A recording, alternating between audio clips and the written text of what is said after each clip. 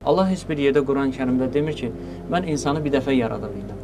Kusura baxmayın, yəni mənim bu qədər gücüm çatır. Əksinə Allah güc göstərir ki, yer üzündə bütün insanları yaratmaq, bir insanı yaratmaq qədər mənə asandır. Və yaxud da bir səs ilə bütün insanları huzurumda toplayacağım. Sadəcə insan deyil də həyatlı. Bitkilər var, heyvanlar var, mələklər həyatı var. Bunların hamısının ömrünü verən Allah. Allahın əlindədir də bu şey. Amma insan dünyada niyə qalmır? Dünya təlim, tərbiyə yeridir. Təlimgah yeridir. Qabiliyyətləri, istedadları inkişaf eləsin deyə, tərəqqi eləsin deyə göndərir. Yoxsa Allah Teala Həzrət Adəmi cənnətdə saxlaya bilərdi. Amma Həzrət Adəm cənnətdə qalsaydı, bugün biz də olmayasıydı. Bu qədər inkişaf, bu qədər istedadlar da üzə çıxmayacaqdı, bu qədər insanlar gəlməyəcəkdi. Bir Allahın rəhmətidir insanın yaranması və dünyadan da getməsi. Hər şeyin fitrətinə baxdığın zaman bir sonu var. Demək ki, bu dünya əbədi diyar deyil, əbədi qalınacaq yer deyil. Əbədi həyat cənnətdədir. Artıq orada insan nə yaşlanmayacaq, nə xəstəlik yox, nə bəla yox, nə müsibət yox. Həm də gənc şəkildə, 33 yaşında gənc olaraq və əbədiyyən Allah Teala orada bir saadət, bir həyat verəcək. Bu da bizim Allaha olan imanımıza bağlıdır, təslimiyyətimizə bağlıdır, ibadətimizə bağlıdır. Belə bir Allaha ibadət etmək, tanımaq, itaat etmək, şükr etmək bizim borcumuzdur.